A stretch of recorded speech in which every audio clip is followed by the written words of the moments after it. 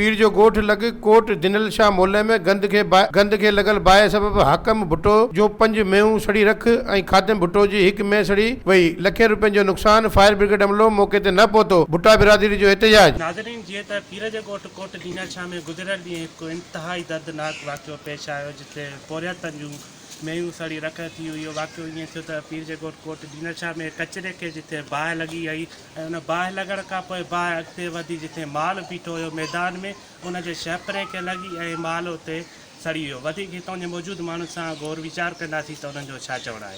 कंहिं उहो त ख़ुदा खे ख़बर न मां हुयुमि न काल न माल मोटी अचे मां पंहिंजो सड़ियल माल ॾिठो मुंहिंजो अचर सड़ी वियो। मां ॾिसंदे मुंहिंजी छह डोर मुंहिंजा जेको आहे सड़ी विया। 3 ढुकियूं मेयूं सड़ी वियूं, 3 वॾियूं स्वाऊं मेयूं सड़ी वियूं। मां ग़रीब मिसकिन मुंहिंजो रोज़ी इहा ई आहे। इन खां वधीक मूंखे ॿियो कुझु बि न आहे।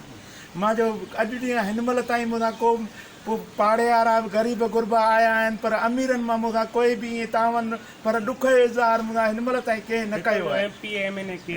हिते MP केर बि आहे पर जेको आहे मूंसां कोई बि ख़बर ई कोन पए। ॾिसो त गंदगी ढेर आई। असां अज़ीज़नि जो हिते वाड़ो आहे मेहन जो सम्झण ख़बर न पए। अचानक बाहि एतिरी थी वई कंहिं दुश्मनी कई आहे कंहिं बि कुझु कयो इहा त ख़बर ई कोन पए। हिननि वीचारनि हिननि जे कंहिंसां का ज़ाती तौर ते दुश्मनी कोन्हे। असां सभु हिते जेके वेठा आहियूं सभु ग़रीब मालवंद माण्हू आहियूं। घटि में घटि बि 30-40 लख रुपए जो नुक़सानु थियो आहे। शमियूं सड़ी वियूं आहिनि पर अफ़सोस इहो आहे त कोई बि सरहंदी वारो अञा ताईं कोन आयो। न MNA MPA न कोई हितां जो MNA MPA केरु आहे। हितां जो MNA असां MPA साहिबु आहे साईं राशिद शाह साहिबु आहे। MNA जेको आहे मुंहिंजे ख़्याल में केरु आहे जावेद शाह आहे। पर असां CM साहिब खे अपील था कयूं हितां जो मौजूदा सरहंदी वारनि खे अपील था कयूं कंहिं बि कोन सियासी नुमाइंदे कंहिं बि कोन अञा ताईं सार संभाल कंहिं बि कोन लधी आहे। न कोई हितां जेको मौजूदा DC साहिबु आहे न SDM। घटि में घटि बि 30-40 लखनि जो नुक़सानु थियो आहे। शमियूं मुकमिल सड़ी वियूं। ग़रीब आहे वीचारो मिसकिन हुन सां अहिड़ो थी वियो आहे।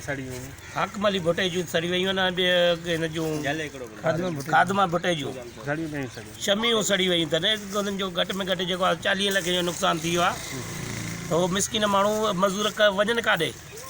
कोई बि हिननि हिते हुकूमत जो कोई बि अमलो न पतो आहे ऐं मिसकिन माण्हू काॾे वेंदा। ज़रूरु 40 लख जो थी वियो आहे। अच्छा, कीअं बाहि लॻी? बाहि साईं गंद हुयो हिनखे लॻंदी माल जो जेको वाड़ो हुयो हुनखे लॻी वई। तमामु वॾो वाक़ियो थी वियो। वॾो नुक़सानु थी वियो आहे। अल्लाह ताला हिनखे जेको आहे हुकूमतान खे अर्ज़ु था कयूं की मदद कई वञे। तमामु मिसकिन माण्हू आहिनि असां सभई पाड़े वारा। असांजी अर्ज़ु इहो ई आहे। नाज़रीन, जीअं त पीर जे ॻोठ में एहतजाज कंदड़ हाकिम अली भुट्टो खादिम अली भुट्टो जा गौर वीचार ॿुधो। हुननि जो चवणु हुयो त असांजो शमियूं सड़ी रख थी वियूं आहिनि पर अफ़सोस जो इहो अमल आहे त हितां जे चूंडियल नुमाइंदनि असांजी हींअर ताईं का बि सार न आहे लधी। ऐं हिननि सिंध हुकूमत खां हींअर अपील कई आहे त असां सां तावन कयो वञे सहकार कयो वञे जीअं असां हीअ फाका कशियारी ज़िंदगीअ मां बाहर निकली सको। कैमरामैन टीम से गैर नोमान खास के लिए अवामी न्यूज़ HD पीर जोगो। मज़ीद खबरों और तफसीलात के लिए विजिट करें हमारी वेबसाइट www.awamiNewsHD.com।